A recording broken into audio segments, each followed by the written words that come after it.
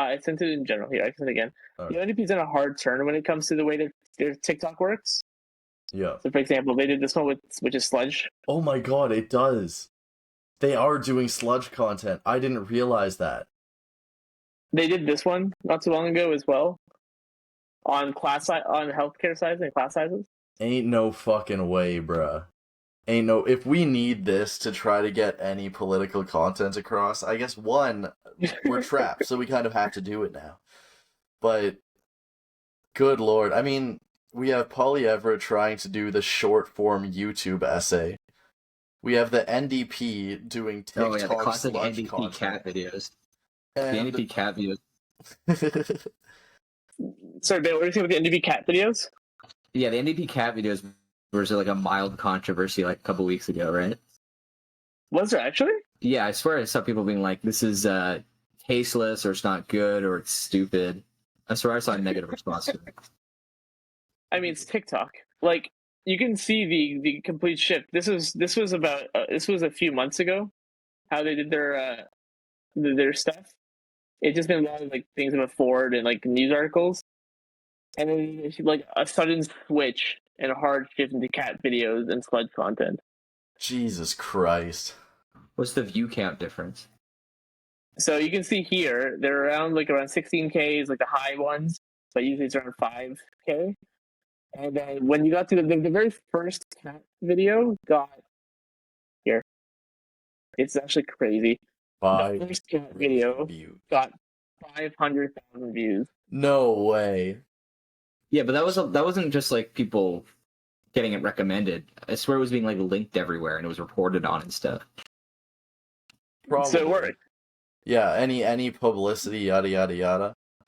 But yeah, we have the NDP going for Zoomer TikTok shit and losing terribly. We have the Conservatives doing their short essays on YouTube, and the information is terrible, but it's pretty successful overall, and we'll come back to this.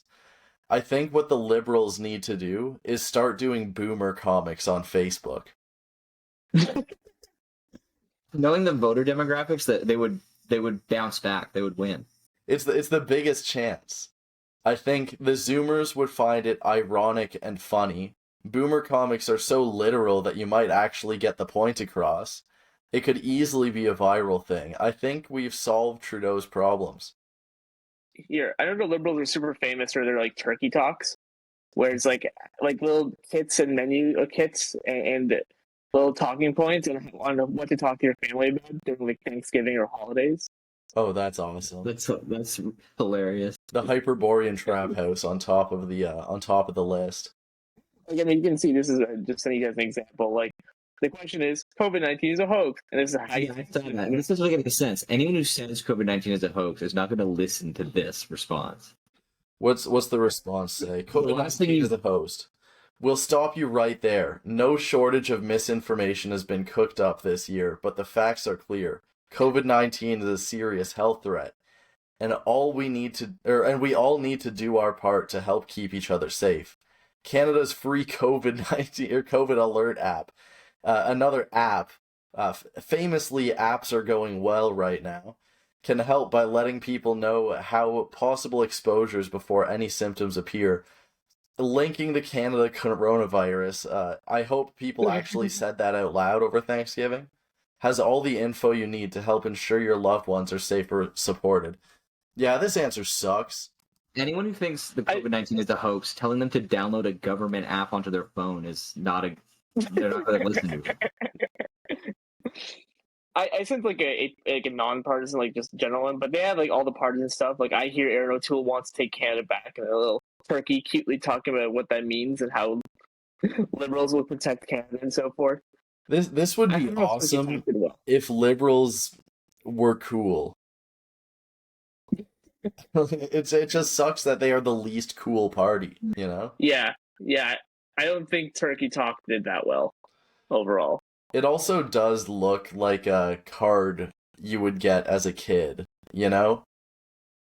Like just a generic card for anything that has like a weird picture. It looks like Clippy, I guess is what I'm kind of going for. It like an early 2000s out of place thing talking to you. I mean, the Conservatives got that, like, that's really scary looking Trudeau face, which is like all red and black and looks dangerous. The Yeah. NDP are going through the banana cat and sludge content. But the corporate art is the one piece which has not been taken yet, so it's perfect for liberals. It really is perfect for the liberals.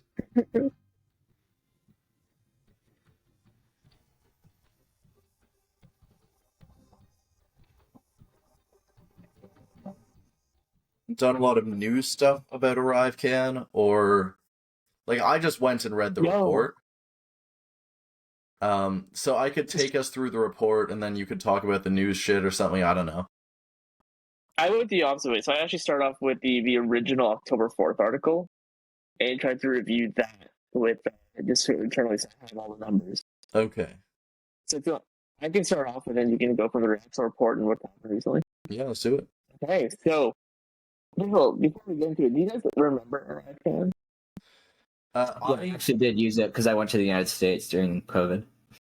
Yeah, I remember there being issues with it in the news, but I'm stuck here. I'm never making it out the hood. So, like, unless we get big enough that somehow this podcast does a global tour, I'm not leaving the borders. It is what it is. I never had to interact with ArriveCan. I interacted with it and it seemed fine. Like it was the last government app.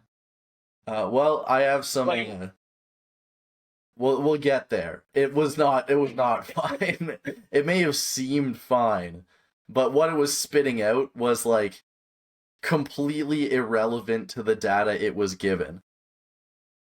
So it was just telling perfectly fine people to quarantine and stuff like that. But if you had a quarantine, you got a quarantine, normal, but it just was not right. Well, it sucks for those who actually had really bad experience. Like, I had a fine experience. I didn't see the issues, but I can see where it gets really annoying quickly if you're like forced to quarantine if there's nothing wrong. Yeah. But how you deal with the actual issues around it? Do you want to deal with that first, and then we can go into what the ArriveScam is? Well, sure. I just got the whole report here, so we'll kind of get into the whole grift. And yeah, essentially, as we pretty much said, the app was introduced through border services. The border services were told to do this instead of the healthcare people. It was kind of a toss-up between them, I guess, to help people with their travel restrictions. Border services seems around the right spot for it to be, and the development was done through outside contractors. I don't know if you guys know how I feel about PPPs yet. Not a fan. Not a fan. I think they're a sham, a shit show. A scam, dare I say. And the audit was started on April 1st, 2022. So, what did the audit find? Well, one, precise costs do not exist. Because border services kept terrible records, 18% of invoices were missing documentation. Which, contractors do that pretty frequently. If you get down to the individual level, it'll be like, oh, I forgot to take a picture of this when I was on site or something like that. It happens here and there. It shouldn't. I wouldn't think it should be happening at this level, but alas. Up to $12.2 million could have just easily been completely unrelated shit.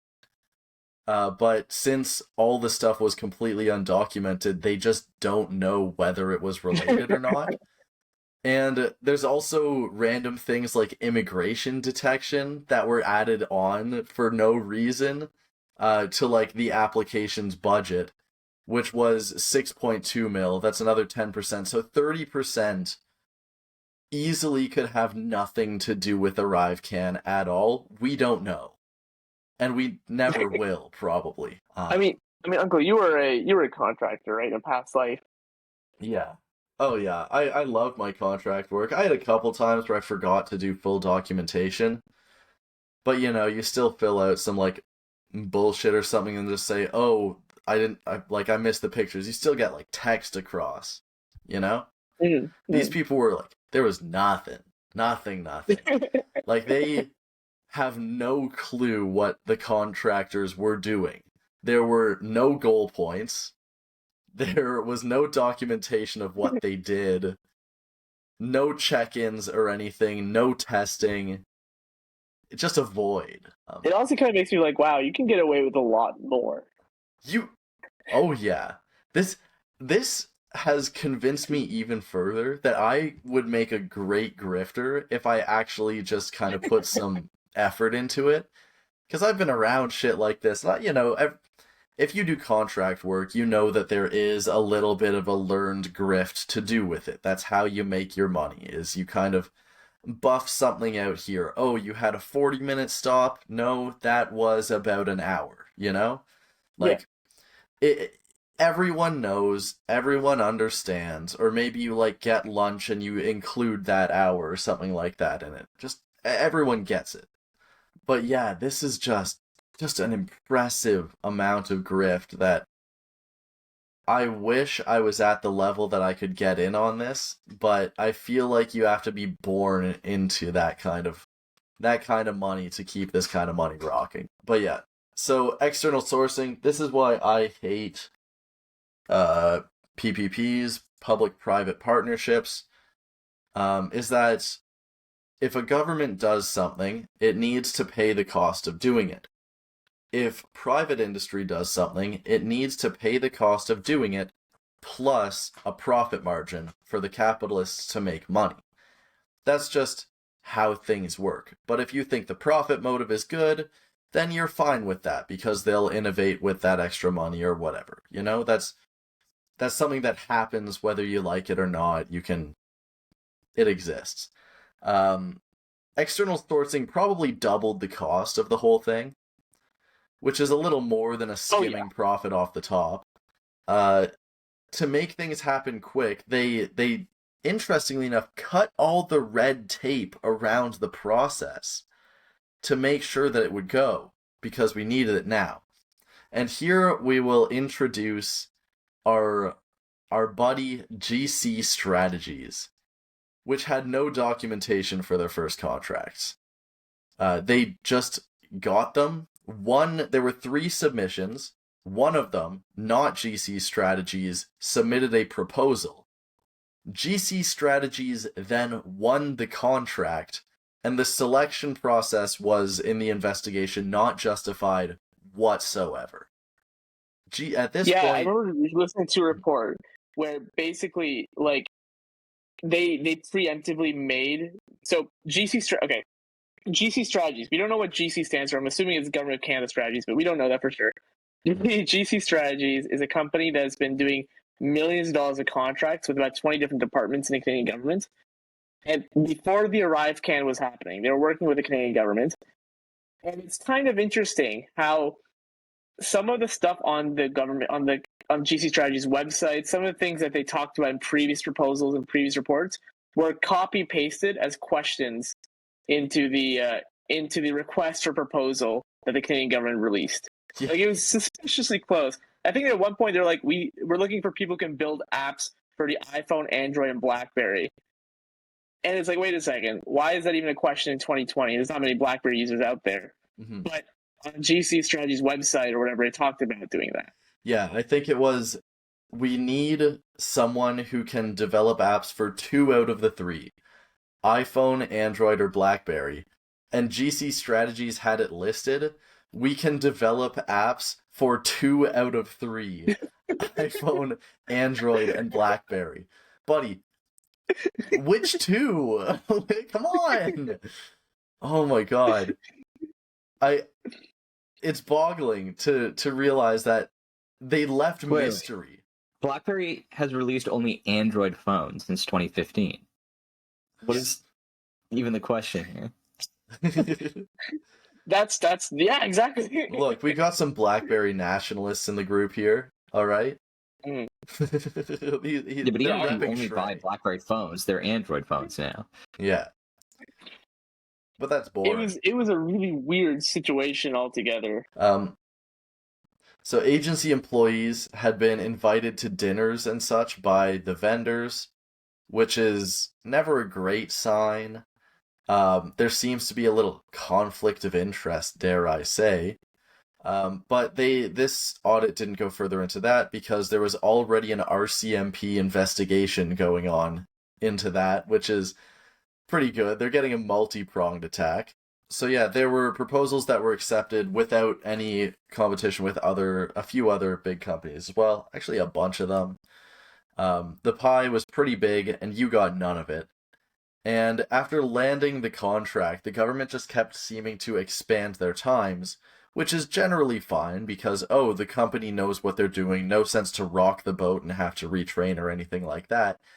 But they weren't really doing much of anything for the most part. They were just like two guys getting a contract and then immediately sending it to someone else. Here, so I'm going to take a little bit from here. So this scam really blew up because of a company called Bottler, which I want to do a big shout out to. Those guys are pretty damn awesome for being this ethical. Bottler is an AI startup in Montreal, mainly run by two people who help using chatbots identify if there's a breach of conduct. So, for example, if sexual assault happened or harassment happened, and what are legal ramifications of that. What they do is not that important. What's important is that they were reached out to work with the Department of Justice to help out with some of the internal Canadian government stuff. Mm-hmm. What kind of got weird was that Butler was reached out to by GC Strategies, and GC Strategies was doing a lot of suspicious things with Butler to the point where Butler got nervous and reached out to various authorities 3 times before people actually considered it seriously. Things like missed invoices or weird payment structures. And Butler was looking at some of their own documentation, and they noticed a lot of discrepancies. So, for example, one of the founders of Butler mentioned that she did a 2-month internship at Deloitte a couple of years back. In the application that GC Strategies sent to the Canadian government, the application said that the founders of Butler did a 50-month employment with some accounting firm, and things like that. Just lying through their teeth about what Butler was doing, mainly because the Canadian government gave money based on how qualified you are, and how much money they give you is based on those qualifications and how extensive your resume is. That rocks, man. So, as an advocate for lying on your resume, it's kind of hard for me to defend this one. You know, I feel like they shouldn't have lied on their resume. Well, you know what? If you're gonna lie in your resume, the whole point is that you should be good enough to not ever get caught because you do a good job. These people were lying and not doing a good job, so they shouldn't have lied. You know, this is moral. I've morally justified this. I'm still right. So since 2017, GC Strategies got about $46 million in contract. And I think, Uncle, you're going to talk about this, but GC Strategies is 2 guys. They don't do any IT work themselves, and they just subcontract to other people. That's their entire role. They work out of a cottage somewhere in Ontario. Yeah, they're just living the dream. 46 million. They're just living the dream. And now, GC Strategies themselves was not the main contact with the Canadian government. GC Strategy was contracted by another company called Dalian and Coradix. So these are 2 different joint ventures. Dalian and Coradix were working with the government. So it was the government of Canada who contracted to Dalian and Coradix, who then contracted out to GC Strategies, who then contracted out to Bottler. And every time there's profit getting skimmed off the top. Remember that. 15 to 30% is what they say. Yeah. Just it got to the point where Dalian and Coradix has gotten, in the last decade or so, has gotten about $360 million in contracting. Yeah. And they're also just a couple of people. And also, yeah, keep in mind that this is... So now you get the contract, let's say it's, you know... Let's say the end product will cost like $100 million to develop or something. Fuck if I know. I'm just throwing random numbers. Yeah. And you start with that base level of what is required. And now you have GC Strategies, which is just 2 guys bouncing things off to the side, adding like 30%. So now you're up to like $130 million is going to be the cost. And then they're contracted out by a couple other guys that just subcontract GC Strategies. So now you're up to, I don't know how to do percentages anymore. We're just going to add another flat 30%, hit like 160% cost. and you're like it rockets up so fast. And these people provide nothing. What should happen is the people that are actually doing the work, the people at the end, should be giving their bids and stuff like that to complete the work. But instead, it's just going to people who bounce it off. Collect their profit, send it to someone else. Collect their profit, send it to someone else. And since they do so little, they're not even enforcing their paperwork. Like, if someone's just going to subcontract, at least do your paperwork, you know? That is your job, is just doing your paperwork saying you subcontracted it. But they never did that. So yeah, restrictive requirements we kind of talked about, where GC Strategies actually helped make the requirements for the proposal that they were giving a proposal to, in theory, for some of these things. So they were able to make the requirements very restrictive and then make it so that they were the only people that met the requirements because they knew what the requirements were, which is obscene. And yeah, sometimes with literally just word for word. So essentially, one thing that I took out of this was that everyone is blaming Trudeau. Of course. It's all Trudeau's fault, right? But this is literally, like, this is a capitalist realist thing. When the private sector does something wrong, people blame the government for not fixing it. But then they also want the government to not be involved with anything. So this one, yeah, they're blaming Trudeau, they're blaming the government, but this is literally a private sector company successfully sabotaging the government, was what I took out of the report. And then everyone is blaming the government for getting sabotaged by the private sector. No, blame the private sector, the companies that did this. You're talking about skimming. The one of the final reports stated that 76% of the resources allocated to do the work didn't do the work, which means that those people who were supposed to do the work either didn't do it and it went to somebody else, or it didn't need to be done in the first place, and it was just inefficiently allocated. Yeah, there's your efficiency of markets, everyone. For all the market heads out there. Like, outsourcing has gone insane, right? Like, in the last year, the Canadian government outsourced $14.6 billion to various actors. Of that, just tech alone, was around $4.6 billion. Yeah. I took a quick look to see what else is like $4 billion in the Canadian government. So in 2022, the entire budget for Indigenous housing, which is about 4,600 new houses and 13,000 home repairs, costed $4 billion. Yeah. So that was basically that entire department just gone into outsourcing tech to somebody else. Yeah. No, I think we've hit a certain point of people's awareness of the system around them, where I think, if I'm going back to Varoufakis, I'll say that this probably started at some point around 2008, was when people actually kind of realized what was going on. And instead of getting rich by producing something that is useful, everyone realized, no, you just need to become another middleman to something that is useful. So if you want to get rich by moving people around, a transportation thing, you don't start a company with taxis, hire employees, and get them to drive around. You become a platform. And then you have to do pretty much nothing but maintain a server. And then other people do all this work for you, and you just insert yourself as a middleman between the people providing a service, which is Uber drivers, and the consumer, which is people who wants to go places. And every single time that happens, instead of it being, let's say Ubu Jabber owns kind of little platform thing that some people maintain. Yeah. You just or a fucking, we had this on Facebook before, where you would just pop on Facebook and see who was going in your general direction, and there were whole pages for that for different areas of for different cities. Then you could make it work. But now there's Uvu, who needs to just come in, take someone off the top, provide very little. in terms of something actually necessary.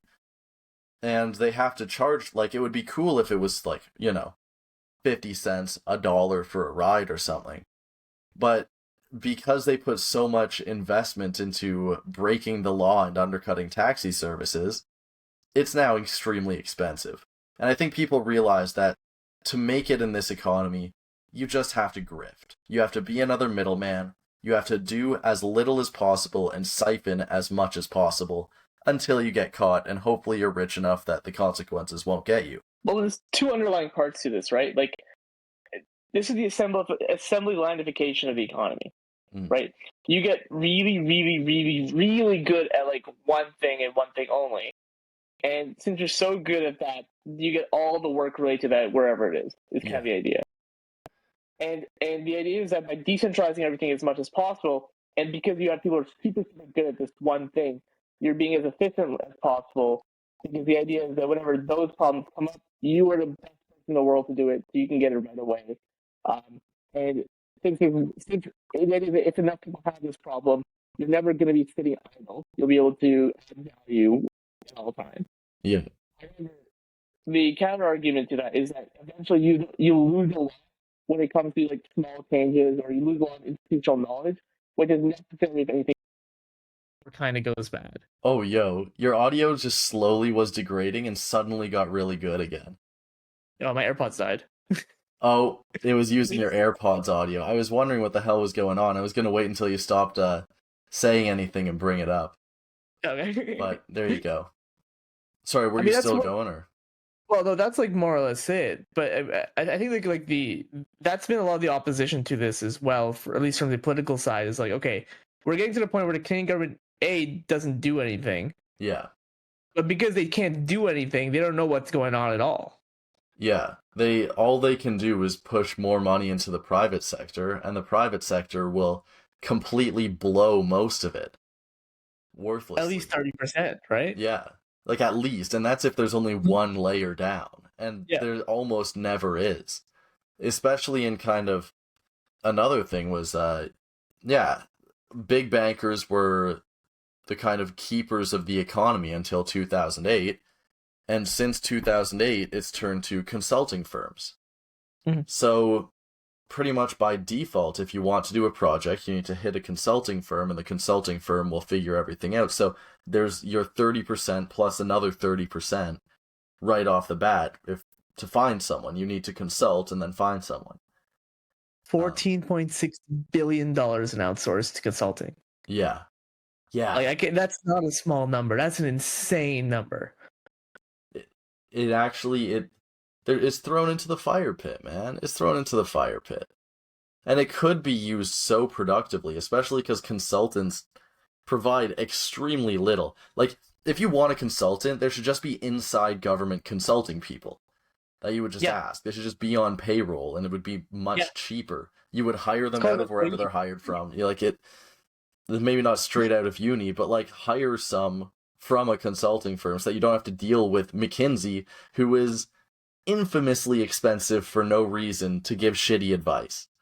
But you know why, right? It's because we're gone to the place as a country or as a people or as a society where we don't trust the government to do anything. Yeah. And so we trust the private sector, the businesses. And this is partially because of the fact that no one really knows what's going on in a business. It's private. That's the nature of private. Yeah. So we're like, oh, there's no issues. There's no problems. But the public, which, we see everything. Oh, okay. I know exactly what's going on. It's horrible. Therefore, it's bad. In the private, where we don't see anything bad, that means the private's good. Yeah, you can actually read the documentation for government processes. You don't get to do that for the private sector. So it looks like a lot of bloat, and you think the private sector's so lean. Brother, anyone who's worked in the private sector knows how bloated this shit is. They know how many useless people are there. They know how many bullshit jobs exist. Like, no, don't get Bennett started on that. Yeah. Actually, I was hoping to get Bennett started because you had a great take on consulting firms and how if consulting firms as they exist today existed in the USSR, it would be taken as the biggest flaw of communism. Yeah, it would be touted as endlessly as like the peak example of bureaucratic inefficiency in the Soviet Union, and instead it's like just a thing we ignore that everyone knows happens. Yeah. And it, you know, because it's part of the market, it's efficient, guys. Come on. But anyway, Like, let me drag us back on track because I just want to kind of cruise through. Yeah. So management practices were missing. So the health and border agencies had no communication. So, and they also had a breakdown of responsibilities. COVID-19 being a health thing, or the health stuff was continuously developing, and the border agency just there was nothing about it. You know, there was no good communication there, and non-competitive contracts did not necessarily have any experience or qualifications. Like Shrey was saying, 2 months of experience at Deloitte or something gets blown into like 5 years, just about, or 51 4.5 months. years. Yeah, which is a lot. And what would happen was this change would put things up like they would give pretty basic tasks and submit it to people who are newer to the scene, younger, developing talent, and also cheaper. But instead, they were paying the toppest of dollar to get every little piece done, which is great for profits, but terrible when you're actually trying to build something. Lack of deliverables and task descriptions, I kind of touched on this. Many documents, even documents that were signed by border services, had no description whatsoever.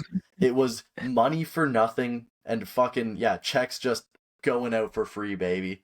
Contracts were extended despite there not being any new work to determine whether or not the contract should be extended. And contracts, without changing the work, suddenly the work was submitted as being significantly more difficult, which increased the cost of that contract. And lastly, my favorite part, $743,000 spent on cybersecurity, and the contractors who were contracted for the cybersecurity didn't have security clearance. Incredible. Like, they just welcomed in. For the security, of 5 assessments that were done, like penetration testing, security audits, all of that, there's no documentation saying that 4 of them were ever even completed. Here's another good one. Between April 2020 and February 2022, oh yeah, there were no documented approvals that business requirements were fulfilled. So essentially, no one was saying whether things were actually done. No one was saying whether tasks were actually completed the entire time, from start to end. That is April 2020. That's January, February, March, April. Like 3 months after the first lockdown, essentially, to February 2022. That's the end. Jeez. I'm really happy that there wasn't like a massive hack. It's a miracle. It's just a miracle. Like, we got lucky. That's it. Which also shows that, oh my god, man. This entire world is built on luck. That's it. And the fact that just no one's actually doing anything. If people were to actually try, everything would get shut down instantly. For any revolutionaries out there that are particularly hopeless all the time and think that nothing's ever working out, we can never get anywhere, it's shit like this that should make you feel hope. Alright? There's no one behind the wheel. That, like, you think the state has this ultimate surveillance. Their surveillance is pretty solid. But, like, they can't even keep track of their own app that they're building. We'll get into government surveillance during when we talk about the new hate crimes bill. Oh, you're right. We'll come back. It's currently 1983. I'll wait. As you develop an app, you have releases. There are major releases and minor releases. There were 177 total releases, I believe. And as part of trying to do things super fast on the fly, they didn't document any of the minor updates for things. Like, if, let's say you're just changing a name field, there should be documentation, but, you know, I'll kind of look past it a bit. But, so there were 25 major releases. 3, in terms of bug testing and, like, error testing and all of that, 3 of 25 major releases had any documentation showing that they completed testing. 12 Testing. Yeah. Huh. Bug testing, Yeah, just yeah. Huh. making sure there are no errors and stuff like that, making sure that the app actually worked. 12 major releases had no testing whatsoever. Major releases being significant changes that change the core function of the app. So at one point, more than 10,000 iOS users were wrongly told to quarantine for no reason. It did lead to some like fantastic headlines and things like that, where like, oh, where is it? MPs raise specter of scary report and things like that. Or, like, this report is too scary to discuss in the public, Yeah. which is fantastic. I gotta say, I think I actually complained about this on an episode before, just sighing at Poilievre calling it ArriveScam. But no, he was pretty on the ball, I'll say. Here's my favorite quote from an MP. We are doing a disservice to justice, and I'm being very, very serious about this. Very serious. I'm not a lawyer, okay? But what I read, it's scary. Yeah. Though the Conservatives have confirmed that they're going to, when asked about this entire situation, they say they're going to cut government, but do more IT in-house and get rid of consultants. Yeah. This is the first time, like, maybe I should vote Conservative if they're No, they're just gonna cut. They're gonna cut government, and then that's it. That's the end of it. They're just gonna pray that the next PPPs work out. It is what it is. I also do love we're going to cut government, but also get the government to do more. I guess it's probably possible, but I'm not buying it, you know? I don't buy it. Everyone's just gonna be working like 15 hours. Easy. Yeah. Look, if we get a big... No, wait. If we get a big government conservative party, I was gonna say I'd love it, but then I realized... I don't know about that one. I have a feeling it would be a very wrong turn. I feel like you have a lot to talk about when it comes to potentials of a big government conservative party, or I guess what's happening right now. Sorry? What do you mean? Big governments in general. Oh, big. Oh, I see what you mean. Yeah, so the Liberal Party has unveiled a new bill addressing the dire situation in Canada of online hate crime posting, specifically a bill that addresses abusive content online, and that includes both. That includes the full spectrum of abusive content, so child pornography and revenge porn is in there. But also, it includes a bunch of new provisions surrounding hate speech. So, it just seems like a normal-ass, bog-standard kind of like nearly unenforceable bill about what you can say or not say online, but it does have some concerning elements that have made people upset.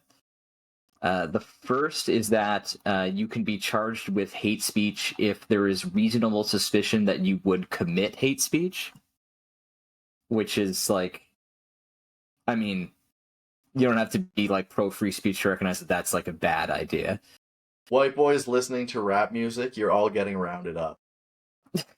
Rightfully so. The other one is that it established a maximum sentence for hate speech and crimes motivated by hate at life sentence.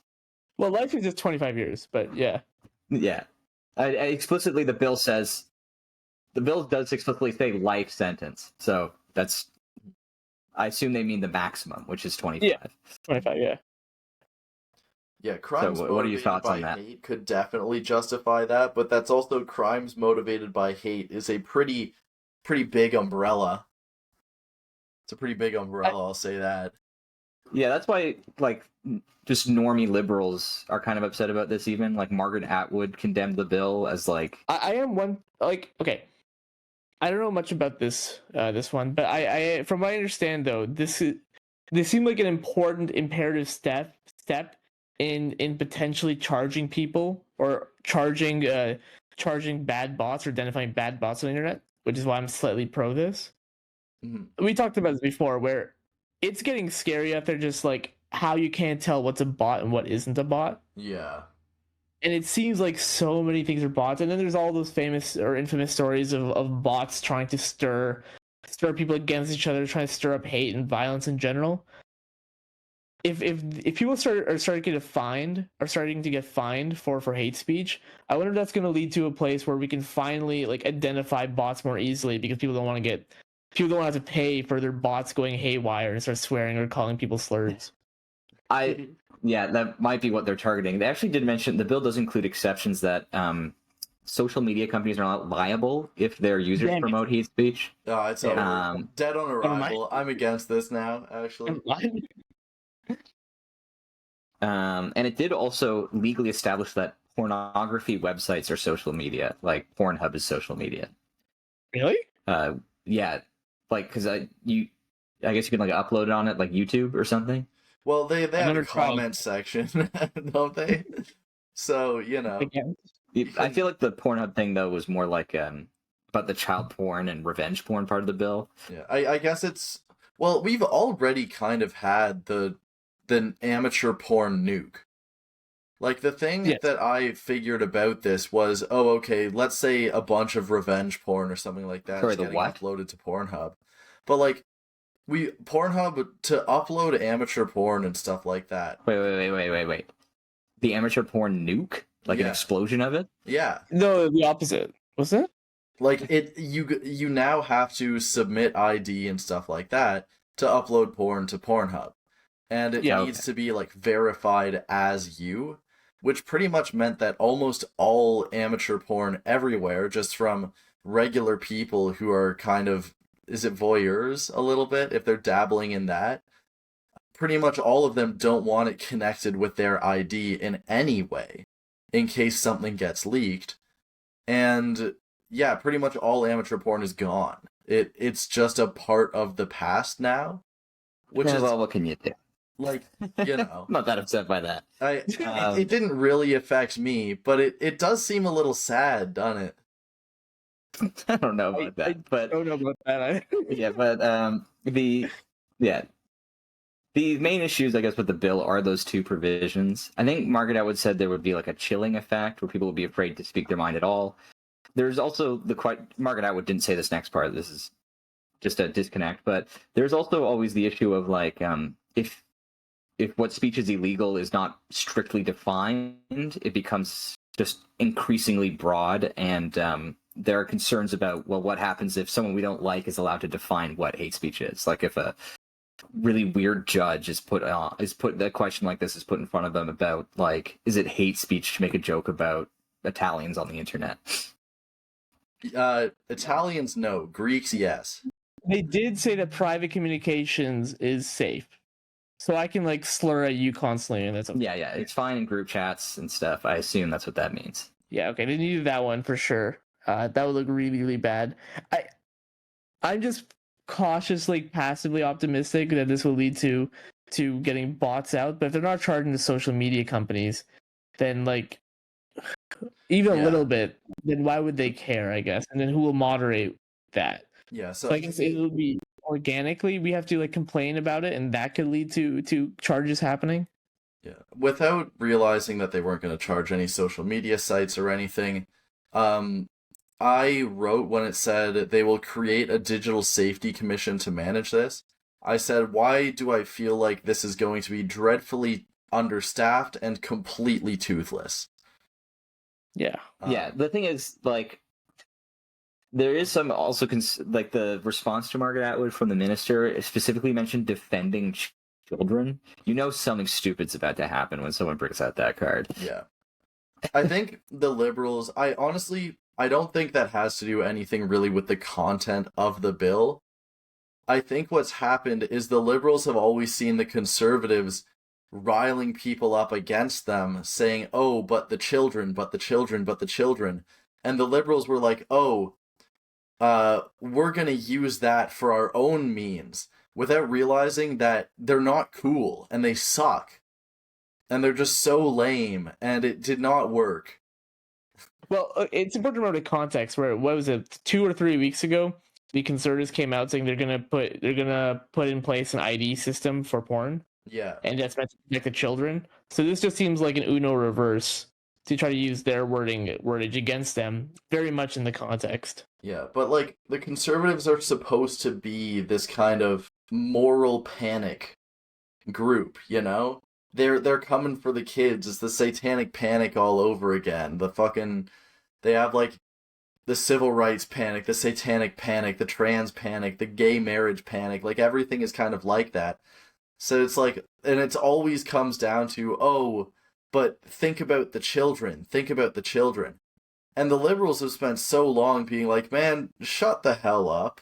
And then have suddenly turned heel and been like, hey, think about the children. But I have a feeling it's like their base are the ones that are so used to telling people to shut up for think about the children. It doesn't resonate with their base. And their opponents are like, oh, no, you're the ones that are going after the children. Why are you going to use this? It just falls flat on both sides. I feel like the justification, like the most charitable interpretation of the response is that the bill does address child pornography. Yeah. So, objectively, I guess it does increase protections for children. It's a mix of that as well as, I mean, you don't have to be like kids, especially who are now going to be more and more terminally online as we just continue to make better algorithms. We'll eventually see more and more hate speech, right? Like, I mean, I've seen a ton of hate stuff when I was growing up, and they suck, but eventually you just find them funny. But I know people who get very upset by a lot of things they read online because they can get quite targeted and quite pointed. Is Especially with, you know... Gauntlet still going? Pardon? RunTheGauntlet.com? No.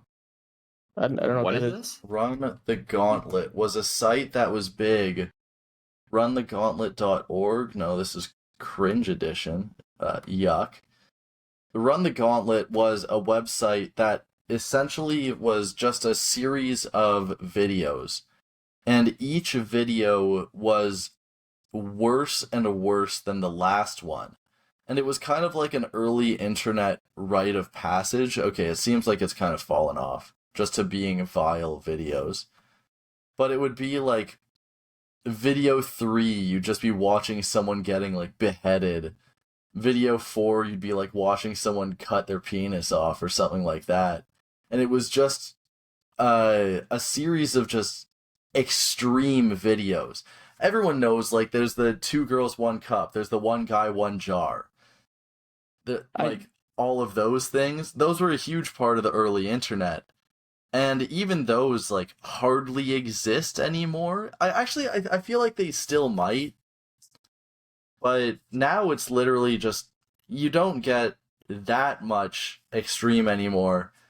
It's a little more subtle. It's a little more devious. It's just the fact that every single comment seems to be women teacup. Yeah, if those guys get sent to jail for life and are no longer commenting on Instagram Reels, that will improve my quality of life, actually. I'll have the incentive to vote liberal. Yeah, I gotta say, Instagram, and I guess Facebook by extension, needs this bill more than anyone.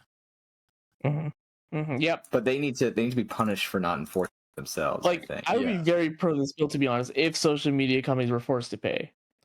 Because they'll get rid of bots and they'll help to increase the quality of discourse. That's a win in my... would become so restricted that it would, 1, be miserable, but 2, be so much better. Maybe it would force people to go outside more and talk to each other more. I think so. I think I've been on Let's the not record... be too hasty. I don't think this bill is going to fix that problem. Look, let's start fantasizing here for a little bit. Let a man dream of a better world, okay? But what if you made the internet suck for like just general discourse and only basic information sharing? Yeah. Because, like, they would have to get rid of any potentially hateful comments, which would mean the censors for talking online would be so bad. You could still probably get a message across for the most part, as people do. But, like, you know, it truly would be a much more bland experience, and people, like, it would be a much less social experience. And I've been saying we need less social media. We need social media that is not as good with any type of feigned connection. You know, I guess what would probably happen is bots would just take over. Everything would just be AI. because AI could probably be really good at generating sterile comments. But then you charge the companies that the bots do anything, which is slightly racist. You're right. You're right. Right? So And that could leaves that. very easily spiral. You could probably guarantee you there would be every day a new way to get bots to say racist shit. Praxis. Yeah, and I think we've solved the plight of our generation here. I am very I don't know. I curious. feel like bots are getting a lot better at not being tricked into being racist. I mean, like, Didn't Gemini just come out with like the Google LLM just came out with like random pictures of Nazis in every different race and all Oh that? yeah, here's what Nazis would look like if they were black no, or Chinese. that specifically was a highlighting of the fact that Gemini is built to be very diverse. Yeah. People were Yes. saying pictures of Nazis, but then it spit out all these like different races as Nazis, which contextually a human would know doesn't make sense, but the AI doesn't know that. Yeah, the AI just is told to generate racially diverse people in its images. And Nazis are, human beings.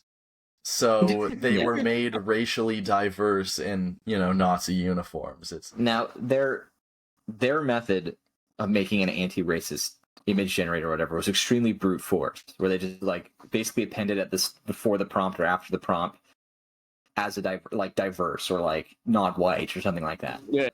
That specifically was like a bot that like that's a very crude methodology, but also like that it's a bot, so you expect there to be a way to make it racist.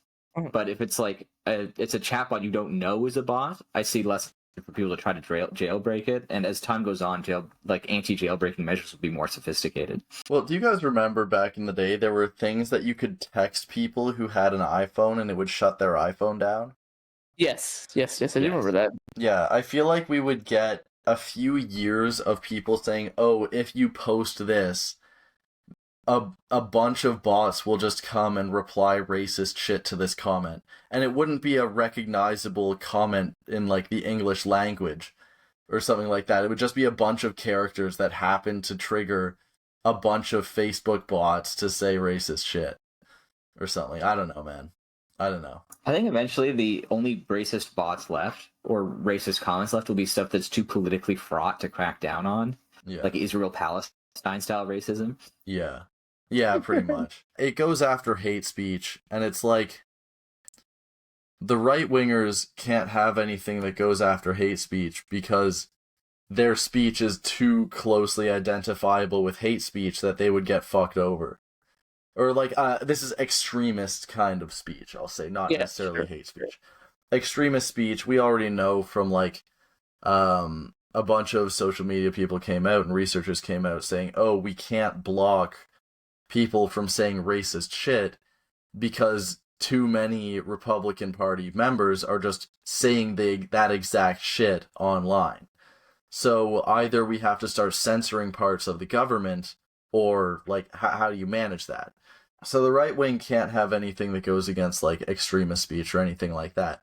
But the left wing is also scared of anything that censors any extremist language and all of that, because like we had COINTELPRO, where it's like any mold breaking leftist people were like, censored and killed off.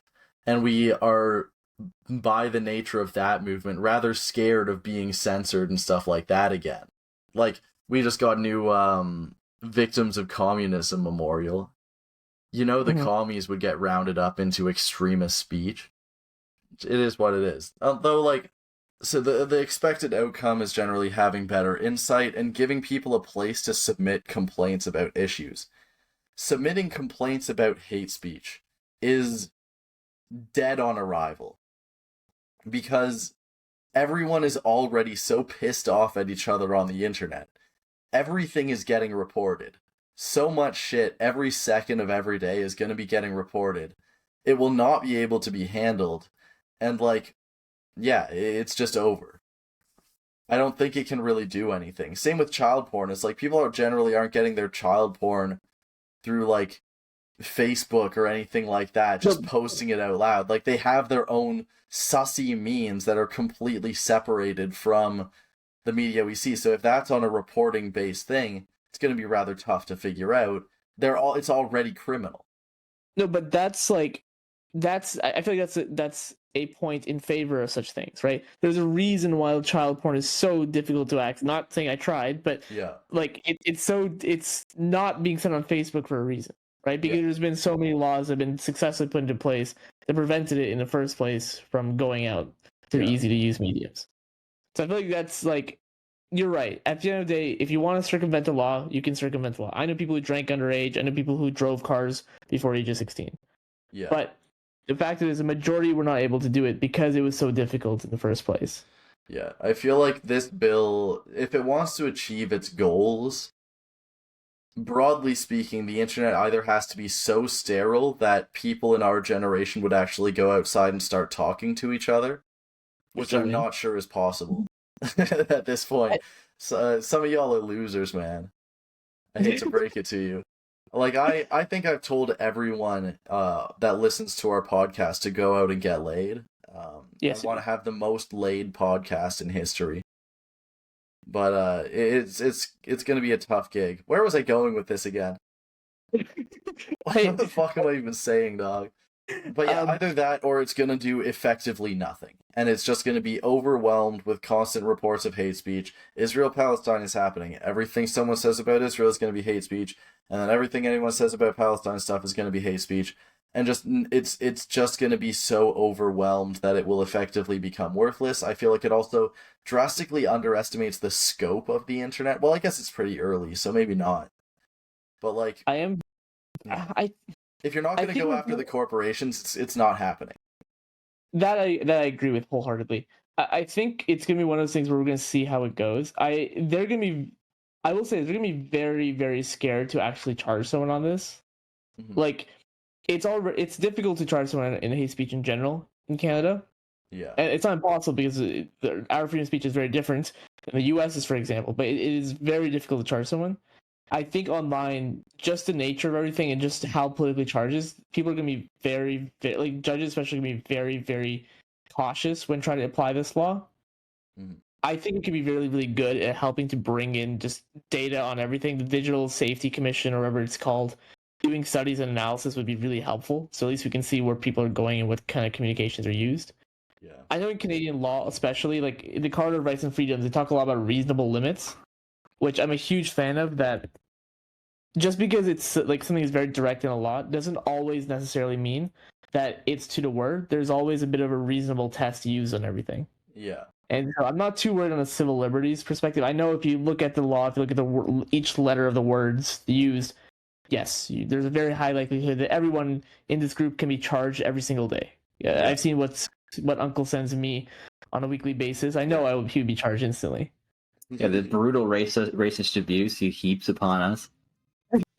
I could see that, like, I feel like this Digital Safety Commission is going to be a perennial boogeyman, especially if they actually do recommend someone gets charged for hate speech, because then it's going to be like, whoever they charge, their side in the culture war can be like, well, why aren't they going after the child porn? Because that's what this organization was also made to target. You know, why are they going after our guy who says something so innocuous? So I guess the only thing they could charge for child porn, which is like if they don't, then like people are just gonna be mad at them for ostensibly not doing that and instead going after their guy. I did really enjoy. I was listening to, I forget if it was a podcast or just the news about this. It's probably a news podcast. But they were talking about how it's not going to come after saying like mean things in your group chat. And trying to listen to the hosts of the show dance around the fact that people are saying racist shit in all their group chats and it's okay. It was very funny. It was very funny. They were struggling, man. Like 5-second pauses after everything. It is what it is. Look, I edit those out. I'm skilled. But, yeah, they were just like, oh, you and your friends who are saying unseemingly things to other ones of your friends. That's not what this bill is about. And I was like, okay, if you say so. You know exactly what they're talking about. I do think the the bullying clauses are something that would definitely come after me, 100%. I think I've been on record a million times saying you should kill yourself Yeah. about random small issues that don't really mean much. That I feel like that would go into the bullying compartment here. think Very I shared this easily story. trying to incite action taken out of context. I think I shared this story with you guys. This is like an aside, but I know someone who at their workplace is like cautious, like quietly to themselves, like actually after doing something really difficult, but like I'm just gonna kill myself. Yeah. And their boss heard that and gave him mandatory therapy. That's awesome. That's awesome. I love how like our generation, that's such a universal thing. It's like you stub your toe and I'm just like, I should blow my fucking head off. The boomers don't know what to do with that. Speaking of someone who just blew their head off, Oh, Bennett, do you have anything on that? I thought Brian Mulroney died of old age. No, remember we did the story about the 737 MAX door falling off? Yeah. Yeah. So, anyways, Boeing had a quality control engineer who retired early, in scare quotes, let's say, who then complained to the FAA claiming that Boeing was just like completely neglecting manufacturing rules on aircraft safety. Like they were not securing things properly. Their equipment was like not guaranteed to work, didn't meet standards.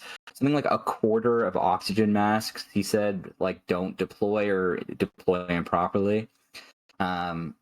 Yeah, like a huge number of allegations. Boeing was really mad at him, dragged his name through the dirt. He sued Boeing. The FAA investigated. Turns out he was telling the truth. Boeing actually was doing all these things. And the 737 MAX was just the first time it popped off in like the wild, right? It turns out that door was not properly secured at the Boeing manufacturing plant. And this guy had blown the whistle on that. Yeah. Anyways, he was in North Carolina for interview regarding the case between him and Boeing. And right before he was going to answer some questions about what he had seen at the plant, he went out to his car and killed himself. Huh. So that's tragedy. A little sussy. This does allegedly kind of confirm what I think I said then, which is that I'm pretty sure the airline industry and the fact that it's so safe is kept up just by luck and fate.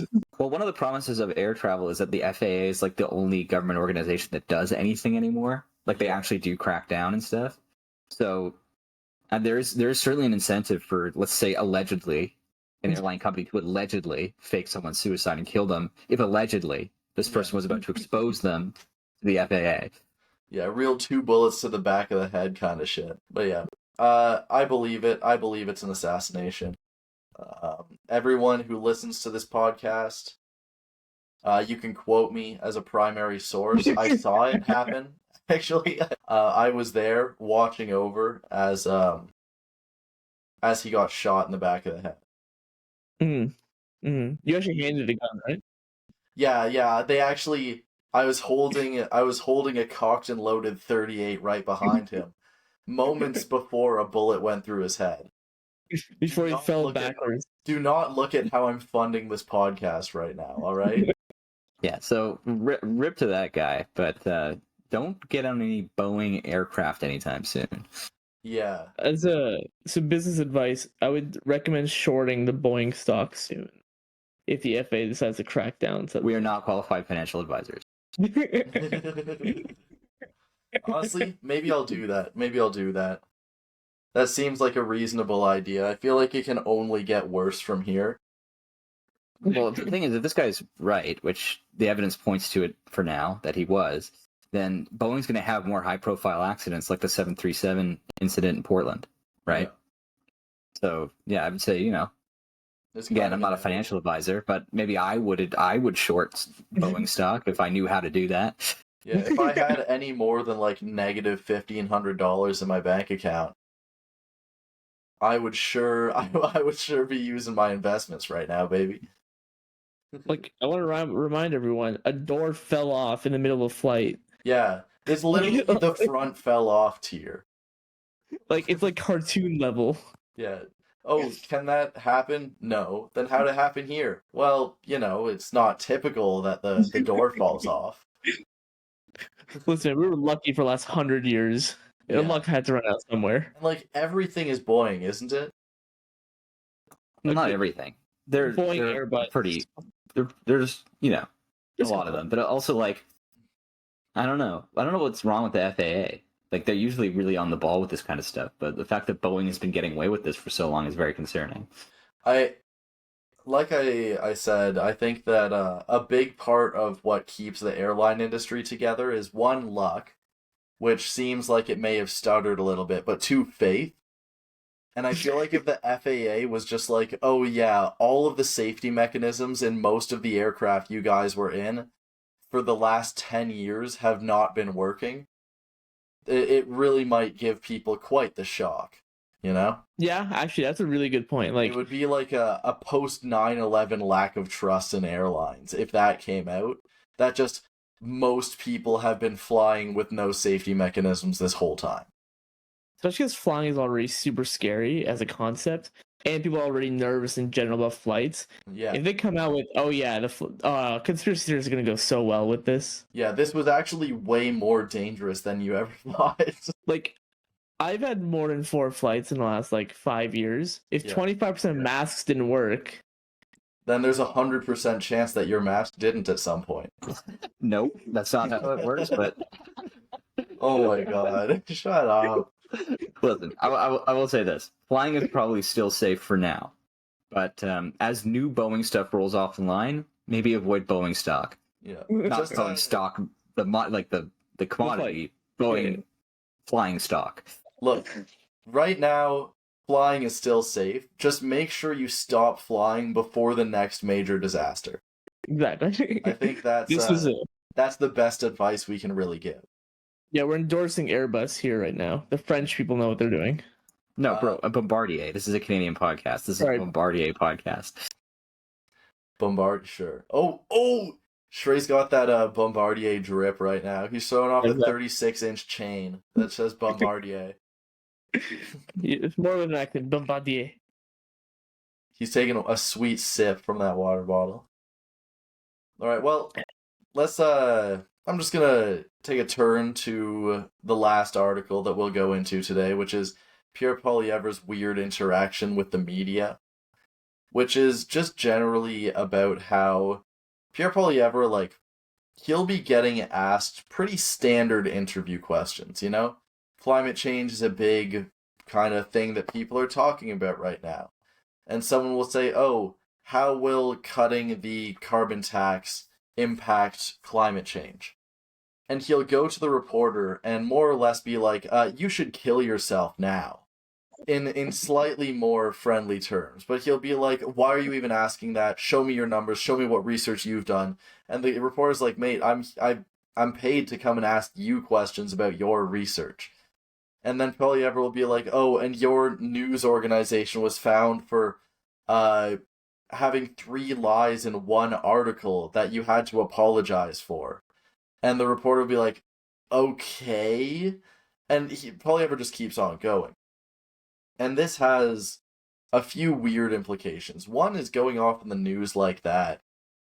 Like, especially saying that your news station found errors and apologized for them. That's called integrity, is it not? I mean, generally, depending how strongly you make up for it, you could say, oh, publishing the lies is more damaging in the first place.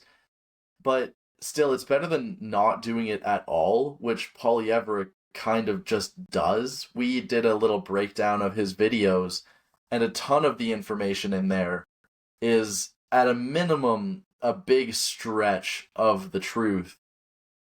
So this whole interaction with the media thing is just kind of like whack. I know the media's hated, but you know.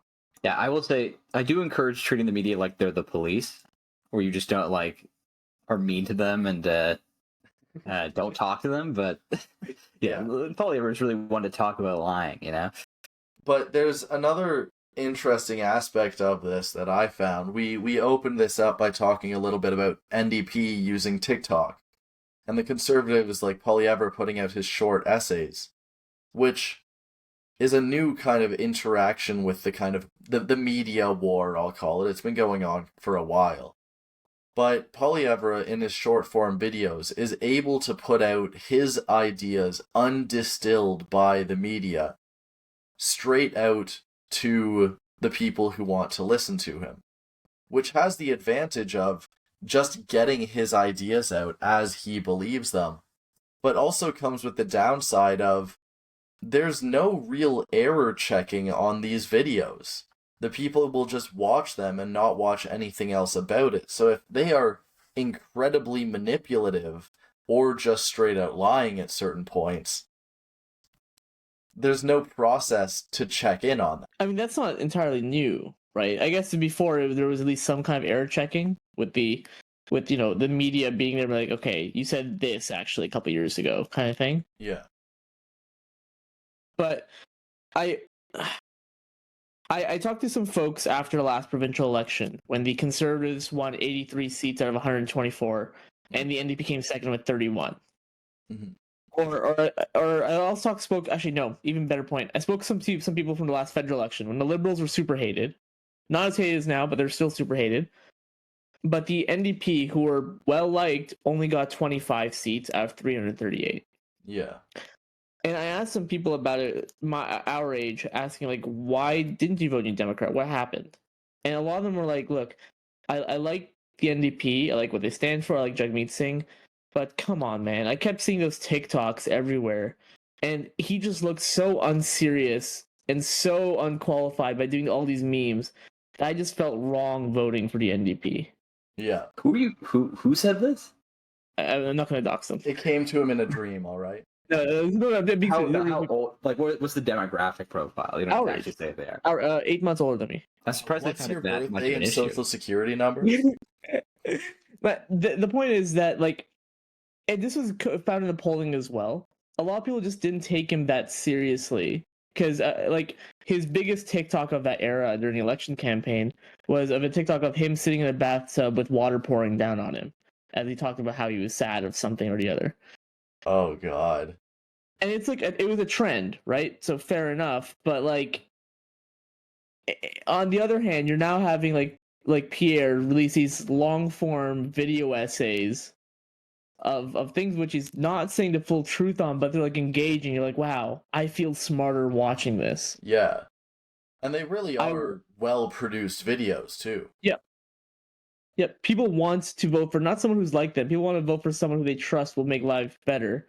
And when you have someone who's parading as a smart guy, of course you're going to go lean that way. Yeah. Versus whatever the banana cat sludge thing that the NDP are doing right now. Yeah, it'll get them some attention, but that's not necessarily what people want out of a political group. Then again, I also did know someone who said they were going to vote for Doug Ford because they thought his brother was funny. Yeah, okay, that's fair. So, I guess you win some, you lose some. The NDP's TikTok strategy is definitely, I think, based downstream of the idea that, like, Trump won because he was entertaining, right? Or that, like, XYZ politician won because they're funny or appealing on a personal level, right? Yeah. Like the infamous George Bush, you'd rather have a beer with him than Al Gore sort of thing. But just something about the way they execute it just seems both unserious and not genuine. Yeah. Well, I guess it kind of tests the dynamic between, did he win because he was entertaining and funny, or did he win because he owned the libs, and that was what was entertaining or funny? You know, like, if you're going for a pure kind of funny social commentary, it seems now it's more like he owned the libs. Well, even beyond that, like, at the end of the day, a lot of what Trump says connects with people where they're like, I agree with that. Yeah. Right? A lot of what I've seen the Democrats do is they try too hard to be funny. Yeah. Versus the more, like, authentic, like, okay, this is what I actually believe in kind of thing that Trump protrudes, even if how horrible it may be. Yeah. I guess at the end of the day, it's kind of just about trust, which is what all politics is at the end of the day. Yeah. One of them seems informative, which is fundamentally more trustworthy than, I don't know, you guys keep saying banana cat, and I frankly just refuse to believe it, you know? Like, Yeah, I don't want to look it up. It sounds awful. it is what it is. Like that's not something, yeah, like you said, it doesn't seem like something I would vote for. You know, maybe Yeah. if it's like a smaller member of the party or something like that that's doing their own shit, you could be like, oh, okay, maybe they just got someone who's a little weird in there. But to have it be the face of the party, come on, man. The NDP as well, like, they're the party of the theory heads. They should just spit some fucking theory in some nicely made YouTube videos or something. That, it seems like, actually, this comes back to my whole gripe of why is the right wing better at doing the left wing language than the left wing? Why do they always seem like they're fighting for the workers, giving out the informative video essays with the numbers? The left wing should be doing that, but the left wing is too busy fucking putting out TikToks of banana cats or something, and the right wing is putting out their content. You know what you should read, Spencer? Yeah. You should read Angela Nagel's "Kill All Normies." She talks about the history of like the right wing appropriating left wing tactics and rhetoric to a much more successful degree. Great book. Yeah. I would recommend anyone read it. I think I hear that Doppelganger talks about that as well by Naomi Klein. I'm not sure. I haven't read Doppelganger, so yeah. I mean, I like Naomi Klein's shock doctrine, but I've never read Doppelganger, so I don't know what it talks about. Yeah. Oh, this sounds like Kino. Kill All Normies, great book, very entertaining, very well written. It's like a Marxist feminist academic. Nice. It talks about the history of like online misogyny and the rise of the alt-right. It's like covers sort of that history from around 2012 to 2017. The best time to be on the internet. A couple years of the glory days, and then the decline and fall, as I would refer to it as. For the CSIS person who's watching this podcast episode, Bennett is not saying he wants to kill all normies. He's just reciting the name of a book. Now, it actually, Shrey, it's funny you mentioned that because there is an exception for broadcasting information that's like, perfect. informative. We're so safe. Back. We're so back. Alrighty, well, I'm out of gas, fellas. I'm tired. It's half an hour after Ben's bedtime, too. Yeah. All right. Well, good episode. Thank you for listening, folks. Yeah, thanks for listening, all. Bye. Bye. See ya.